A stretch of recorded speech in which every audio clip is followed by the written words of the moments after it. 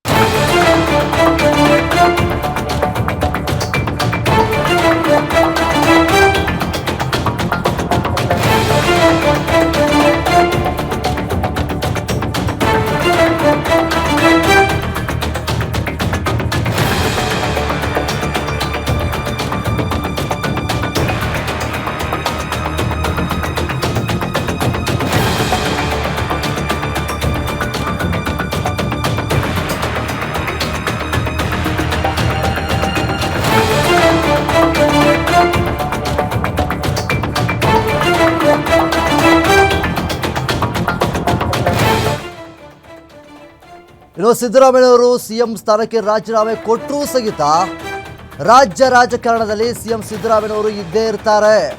CM DKShi KPCC ಅಧ್ಯಕ್ಷರಾಗಿ ಸತೀಶ್ ಅವರು ಕೂಡ ಇರುವಂಥದ್ದು ಈಗ ಫಿಕ್ಸ್, ಬಹುತೇಕ ಫಿಕ್ಸ್ ಅನ್ನುವಂಥದ್ದು ಕೂಡ ಮಾತುಗಳು ಕೇಳಿಬರ್ತಾ ಇದೆ. ಈಗಾಗಲೇ ಸಮನ್ವಯ ಸಮಿತಿಗೆ ಅಧ್ಯಕ್ಷರಾಗಿ ಸಿದ್ದರಾಮಯ್ಯ ನೇಮಕ ಸಾಧ್ಯತೆ ಇರುವಂಥದ್ದು ಕೂಡ ಹೆಚ್ಚಾಗಿದೆ. ಈಗಾಗಲೇ 2018ರಲ್ಲಿ ಮೈತ್ರಿ ಸರ್ಕಾರದ ನಡುವೆ ಸಮನ್ವಯ ಸಮಿತಿ ರಚನೆ ಆಗಿತ್ತು. ಸೊ ಅದೇ ರೀತಿ ಈಗ ಆಗಲೂ ಸಮನ್ವಯ ಸಮಿತಿ ಅಧ್ಯಕ್ಷರಾಗಿದ್ದ ಸಿದ್ದರಾಮಯ್ಯನವರು ಈಗ ಮತ್ತೊಮ್ಮೆ ಅದೇ ರೀತಿ ಸಮಿತಿ ಅಧ್ಯಕ್ಷರಾಗ್ತಾರಾ? ಸಿಎಂ ಸ್ಥಾನಕ್ಕೆ ರಾಜೀನಾಮೆ ಕೊಟ್ಟರೂ ಸಹಿತ ರಾಜ್ಯ ರಾಜಕಾರಣದಲ್ಲೇ ಸಿದ್ದರಾಮಯ್ಯನವರು ಇರ್ತಾರೆ.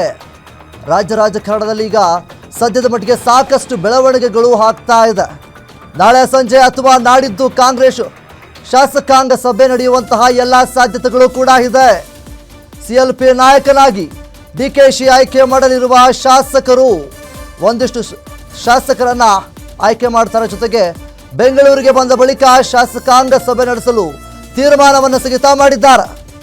ನಾಳೆ ಸಂಜೆ ಅಥವಾ ನಾಡಿದ್ದು ಕಾಂಗ್ರೆಸ್ ಶಾಸಕಾಂಗ ಸಭೆ ನಡೆಯುವಂತಹ ಎಲ್ಲ ಸಾಧ್ಯತೆಗಳು ಕೂಡ ಇದೆ.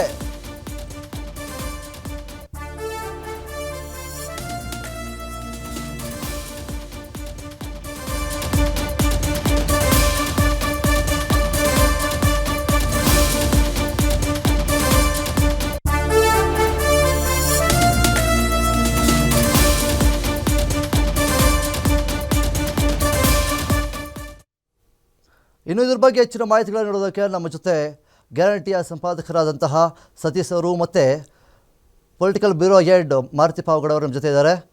ಈಗ ಮುಖ್ಯವಾಗಿ ಸತೀಶ್ ಅವರೇ, ಈಗ ಸದ್ಯದ ಮಟ್ಟಿಗೆ ಈಗೇನೆಲ್ಲ ಬೆಳವಣಿಗೆಗಳು ಕೂಡ ಆಗಿದ್ದಾವೆ. ಹೈಕಮಾಂಡ್ ಅವರ ನಿರ್ಧಾರಗಳು ಒಂದು ಕಡೆ ಕಚಿಬಿಸಿ ಆಗಿರುವಂಥದ್ದು, ಇನ್ನೊಂದು ಕಡೆ ಸಿಎಂ ಸಿದ್ದರಾಮಯ್ಯ ಅಧಿಕಾರದಿಂದ ಕೆಳಗಡೆ ಇಳಿತಾರೆ ಅನ್ನುವಂಥದ್ದು ಬಹುತೇಕ ಫಿಕ್ಸ್ ಆಗ್ತಾ ಇದೆ. ಈಗಿರಬೇಕಾದ್ರೆ ಇನ್ನು ಏನೆಲ್ಲ ಅಪ್ಡೇಟ್ಸ್ಗಳು ಬರ್ತಾ ಇದೆ? ವಿನೋದ್, ರಾಜ್ಯ ರಾಜಕಾರಣದಲ್ಲಿ ಒಂದು ರೀತಿಯ ಕ್ಷಿಪ್ರ ಬೆಳವಣಿಗೆ, ಕ್ಷಿಪ್ರ ಕ್ರಾಂತಿ ಅಂತ ಏನು ಕರಿತಾ ಇದ್ದೀವಿ. ಕಳೆದ 6 ತಿಂಗಳಿಂದ ಚರ್ಚೆ ಆಗ್ತಾ ಇತ್ತು.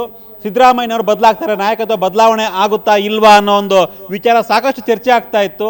2 ವರ್ಷಕ್ಕೆ ಬದಲಾವಣೆ ಆಗ್ತಾರೆ ಅಥವಾ 50-50 2.5 ವರ್ಷ ಆದ ನಂತರ CM ಬದಲಾಗಿ DK ಶಿವಕುಮಾರ್ CM ಆಗ್ತಾರೆ ಅಂತ ಈಗ ಆ ಒಂದು ಕ್ಷಣ ಬಂದೇ ಬಿಟ್ಟಿದೆ ಅನ್ನೋ ಒಂದು ಚರ್ಚೆ ಆಗ್ತಾ ಇದೆ. ಇವತ್ತು ಏನು ಬೆಳಗ್ಗೆಯಿಂದ ಮಹತ್ವದ ಚರ್ಚೆ ಆಯಿತು ದೆಹಲಿಯಲ್ಲಿ. ಆ ದೆಹಲಿಯಲ್ಲಿ ಚರ್ಚೆ ಆದ ಬಳಿಕ ಈ ಒಂದು ನಿರ್ಧಾರ ಪ್ರಕಟ ಆಗಬಹುದು. ಅಫಿಷಿಯಲ್ ಆಗಿ ಇನ್ನೂ ಅನೌನ್ಸ್ ಆಗಿಲ್ಲ. ವೇಣುಗೋಪಾಲ್ ಅವರು ಕೇವಲ ರಾಜ್ಯಸಭೆ ವಿಚಾರವಾಗಿ ಚರ್ಚೆ ಮಾಡಿದ್ವಿ ಅನ್ನೋ ಒಂದು ಸ್ಟೇಟ್ಮೆಂಟನ್ನು ಕೊಟ್ಟರು. ಆದರೆ ಈಗ ಬರ್ತಿರ್ತಕ್ಕಂಥ ಮಾಹಿತಿ ಪ್ರಕಾರ ಗ್ಯಾರಂಟಿ ನ್ಯೂಸ್ ಸಂಜೆ ಈ ಒಂದು ಸುದ್ದಿಯನ್ನು ಬ್ರೇಕ್ ಮಾಡ್ತು. CM ಸಿದ್ದರಾಮಯ್ಯನವರು ರಾಜೀನಾಮೆಯನ್ನು ಕೊಡ್ತಾರೆ, ಮುಂದಿನ CM DK ಶಿವಕುಮಾರ್ ಆಗ್ತಾರೆ ಅನ್ನೋ ಸುದ್ದಿಯನ್ನು ಬ್ರೇಕ್ ಮಾಡಿದ್ದು ನಮ್ಮ ಗ್ಯಾರಂಟಿ ನ್ಯೂಸ್. ಈ ಸುದ್ದಿಯನ್ನು ಫಸ್ಟ್ ಟೈಮ್ ಎಲ್ಲ ಮಾಧ್ಯಮಗಳಿಗಿಂತ ಮುಂಚೆನೇ ನಾವು ಬ್ರೇಕ್ ಮಾಡಿದ್ವಿ. ಸೊ ಈಗ ಸಿದ್ದರಾಮಯ್ಯನವರು ದೆಹಲಿಯಿಂದ ಬೆಂಗಳೂರಿಗೆ ಬರ್ತಾ ಇದ್ದಾರೆ.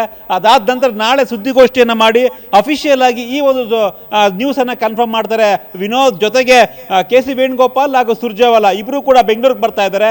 ನಾಳೆ ಸಂಜೆ ಅಥವಾ ನಾಳಿದ್ದು ಗುರುವಾರ ಬೆಳಗ್ಗೆ ಕಾಂಗ್ರೆಸ್ನ ಶಾಸಕಾಂಗ ಪಕ್ಷದ ಸಭೆ ನಡೆಯುತ್ತೆ. ಆ ಸಭೆಯಲ್ಲಿ ಅಂತಿಮವಾಗಿ DK ಶಿವಕುಮಾರ್ ಅವರನ್ನು ಮುಖ್ಯಮಂತ್ರಿ ಅಂದರೆ CLP ನಾಯಕರಾಗಿ ಆಯ್ಕೆ ಮಾಡ್ತಾರೆ. ಅಲ್ಲಿಗೆ DK ಶಿವಕುಮಾರ್ CM ಆಗೋದು ಕನ್ಫರ್ಮ್ ಆಗುತ್ತೆ. ಬಹುಶಃ ಎಲ್ಲವೂ ಅಂದುಕೊಂಡಂತೆ ಆದರೆ ಶುಕ್ರವಾರ ಸಂಜೆ ಅಥವಾ ಶುಕ್ರವಾರ ಬೆಳಗ್ಗೆ ಈ ಒಂದು ಪದಗ್ರಹಣ ಕಾರ್ಯಕ್ರಮ ಕೂಡ ಆಗುತ್ತೆ ವಿಧಾನಸೌಧ ಮುಂದೆ ಅನ್ನೋ ಒಂದು ಮಾಹಿತಿ ಬರ್ತಾ ಇದೆ. ಬಟ್ ಈ ಒಂದು ಪ್ರಹಸನ ಏನಿತ್ತು ಕಳೆದ 6 ತಿಂಗಳಿಂದ ನಾಯಕತ್ವ ಬದಲಾವಣೆ ಆಗುತ್ತೆ ಅಂತ ಇದೆಲ್ಲದಕ್ಕೂ ಕೂಡ ಈಗ ಫುಲ್ ಸ್ಟಾಪ್ ಸಿಗ್ತಾ ಇದೆ. ವಿನೋದ್ ನನ್ನ ಜೊತೆ ಈಗ ನಮ್ಮ ಮಾರುತಿ ಕೂಡ ಇದ್ದಾರೆ, ನಮ್ಮ political bureau head Maruti Pavagada. ಕಳೆದ ಸುಮಾರು 1 ವರ್ಷದಿಂದ ಈ ಒಂದು ಬೆಳವಣಿಗೆಗಳ ಕುರಿತು ಸೂಕ್ಷ್ಮವಾಗಿ ಗಮನಿಸಿದ್ದಾರೆ. ನಾಯಕರ ಅವರ ಹೇಳಿಕೆಗಳಾಗಿರ್ಬೋದು ಅಥವಾ ಪಕ್ಷದ ಒಳಗಡೆ ಆಗ್ತಿರ್ತಕ್ಕಂಥ ಇನ್ಸೈಡ್ ಮಾಹಿತಿಯನ್ನು ಅತ್ಯಂತ ಹೆಚ್ಚು ನಿಖರವಾಗಿ ಸ್ಪಷ್ಟವಾಗಿ ಗ್ಯಾರಂಟಿ ನ್ಯೂಸ್ನ ವರದಿ ಮಾಡೋದಕ್ಕೆ ಮಾರುತಿ ಕಾರಣರು ಅವರು ಈ ಒಂದು ಸುದ್ದಿಯನ್ನು ಬ್ರೇಕ್ ಮಾಡಿದ್ದು.